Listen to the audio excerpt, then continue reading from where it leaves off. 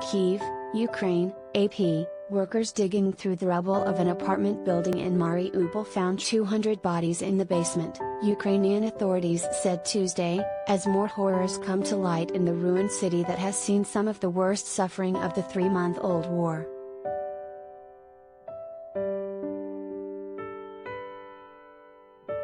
The bodies were decomposing and the stench hung over the neighborhood, said Petro Andryushchenko, an advisor to the mayor.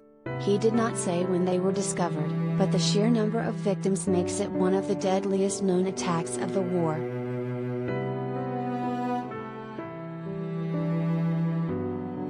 Heavy fighting, meanwhile, continued in the Donbas, the eastern industrial region that Moscow's forces are intent on seizing. Russian troops intensified their efforts to encircle and capture Severodonetsk and other cities.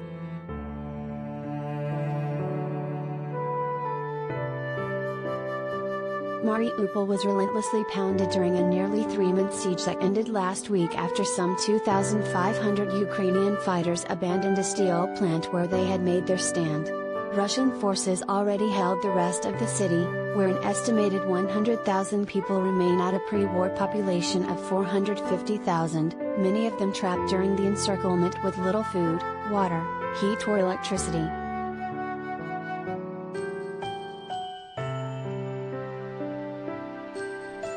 At least 21,000 people were killed in the siege, according to Ukrainian authorities, who have accused Russia of trying to cover up the horrors by bringing in mobile cremation equipment and by burying the dead in mass graves.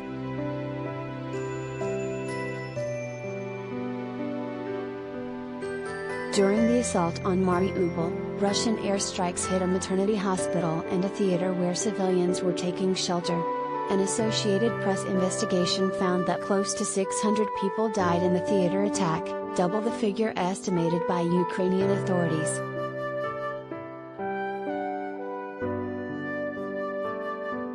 Ukrainian President Volodymyr Zelensky accused the Russians of waging total war and seeking to inflict as much death and destruction as possible on his country.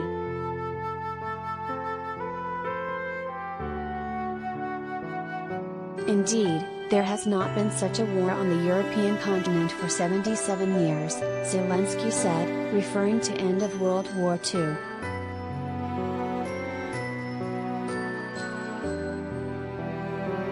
Moscow-backed separatists have fought Ukrainian forces in the Donbas for 8 years and hold large swaths of territory.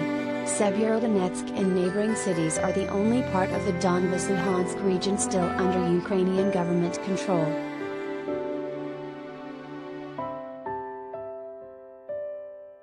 Russian forces have achieved some localized successes despite strong Ukrainian resistance along Dugin positions, British military authorities said.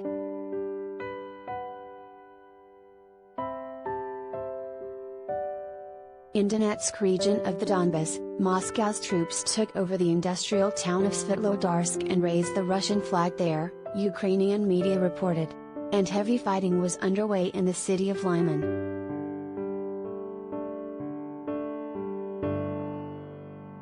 Amid the fighting, 2 top Russian officials appeared to acknowledge that Moscow's advance has been slower than expected, though they vowed the offensive would achieve its goals.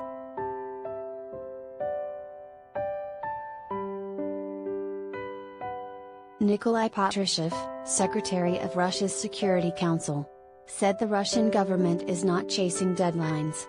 And Defense Minister Sergei Shoigu told a meeting of a Russia-led security alliance of former Soviet states that Moscow is deliberately slowing down its offensive to allow residents of encircled cities to evacuate, though forces have repeatedly hit civilian targets.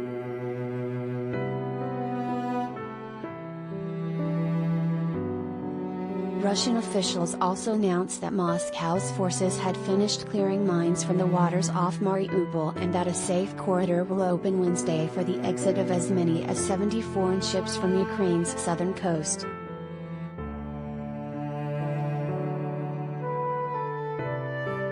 In Kharkiv, Ukraine's second-largest city, there were signs of recovery after weeks of bombardment. Residents formed long lines to receive rations of flour, pasta, sugar and other staples this week. Moscow's forces withdrew from around Kharkiv earlier this month, pulling back toward the Russian border in the face of Ukrainian counterattacks.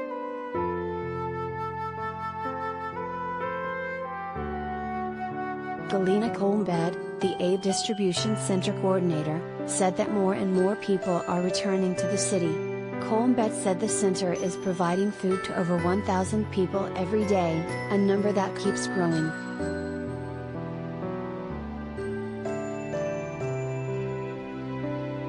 Many of them have small kids, and they spend their money on the kids, so they need some support with food, she said.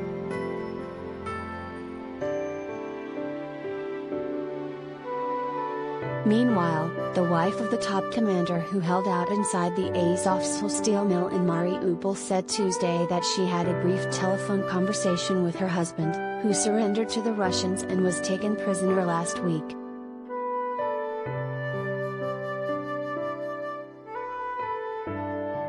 Katerina Prokopenko, who is married to Azov Regiment leader Denis Prokopenko, said the call broke off before he could say anything about himself.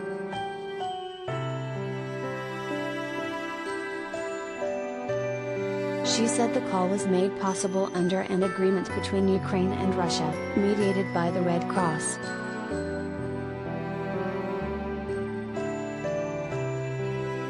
Prokopenko and Yulia Fedosiuk, the wife of another soldier, said several families received calls in the past 2 days. The women said they are hopeful the soldiers will not be tortured and will eventually come back home.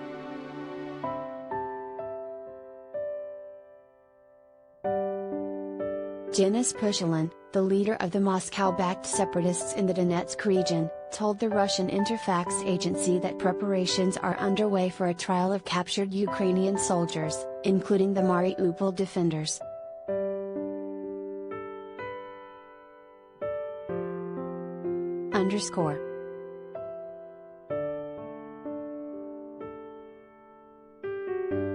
Bekateros reported from Kramatorsk, Ukraine. Associated Press journalists Yuris Karmanel in Lviv, Andrea Rosa in Kharkiv, Danica Kirka in London and other AP staffers around the world contributed.